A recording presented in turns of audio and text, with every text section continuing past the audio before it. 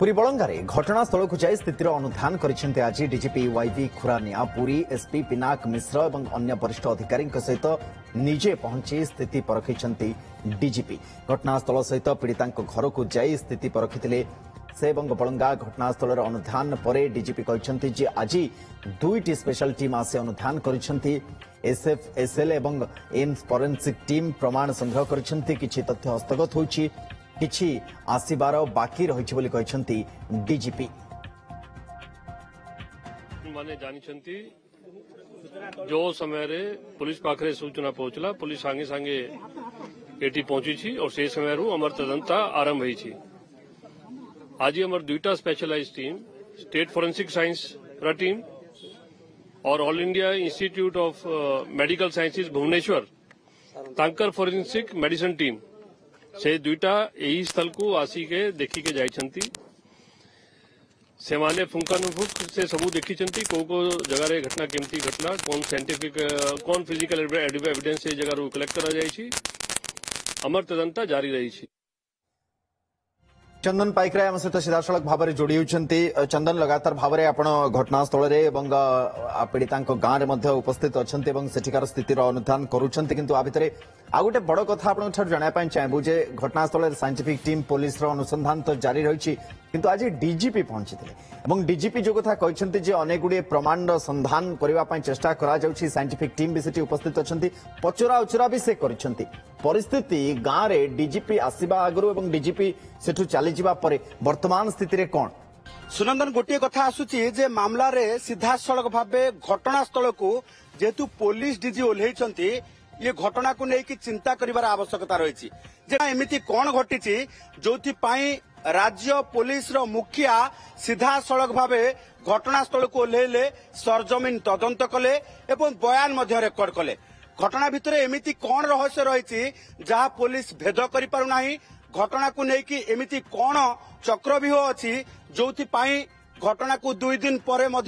ये सबूर खुलासा हो पारु नाही। जोथि पाई घटना स्थल ही आसिकी सरजमीन तदंत करिसेंती पुलिस डीजी एवं खोद से घटनास्थल को जाइछंती जोठी प्रथमे अर्धदग्ध अवस्था नाबालिका जनक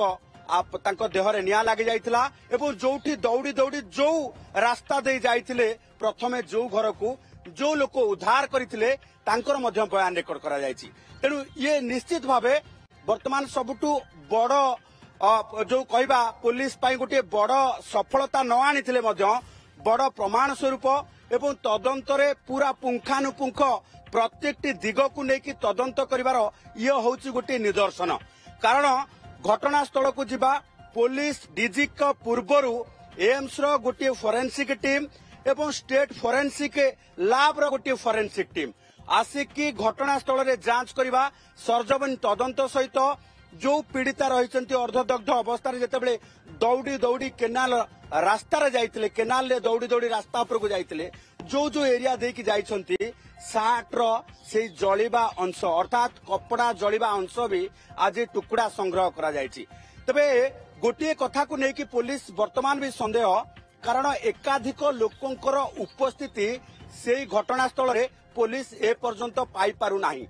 कारण पीड़ितांकर जलिथिबा सार्ट पड़िछि, किरोसिन बोतल मध्य जबत करा जाइछि, गोटे मुदी जबत करा जाइछि, ता सहित जहार बयान रेकर्ड करा जाइछि जे प्रथम रे उद्धार करितिले से व्यक्तिंकर बयान रेकर्ड आधार रे पीड़िता जलुथिबा अवस्था रे तांको घर को दौड़ी की प्रवेश करथिले जे कि निया लिभेइथिले तांको देहरु एवं परवर्ती समय पीड़िता पानी मागिथिले पीवा पाई ये कथा मध्य डीजी को आगरे से बयान देइछंती। तेणु एभली कथारे केही भी देखी नाहंती जे 3 जण व्यक्ति आसिकी पीड़िता को उठेई नेबा एवं परवर्ती समय तांको जाली देबा ए कथा ए पर्यंत भी पुलिस आगरे केही बयान देई नाहंती बोली आम पाखरे जा खबर रही। तबे पीड़िता देइथिबा वर्तमान जमानबंदी अर्थात मजिस्ट्रेट को उपस्थिति रे तांकर जहा बयान रेकर्ड करा जायछि घर लोकंक एतला आधार रे ये गोटे बाट कहउथिबो बेले तदंतर धारा किंतु अलगा दिग कहउछि। तदंतर धारा कहउछि जे पीड़ितांक व्यतीत घटनास्थल रे केही भी नथिले। तबे पीड़ितांक व्यतीत जदि घटनास्थल रे केही नथिले देहरे निया केमिति लागिला एवं परवर्ती समय देहरे निया लागिला परे से दौड़ी दौड़ी जो घर को गले से लोक प्राथमिक भाव केमिति कहले जे 3 जण लोक तांकू टेकिक आनी एठी निया लगेई देले बोली ये घटना को लेके पूरा पुलिस आउ थरे अर्थात तदंत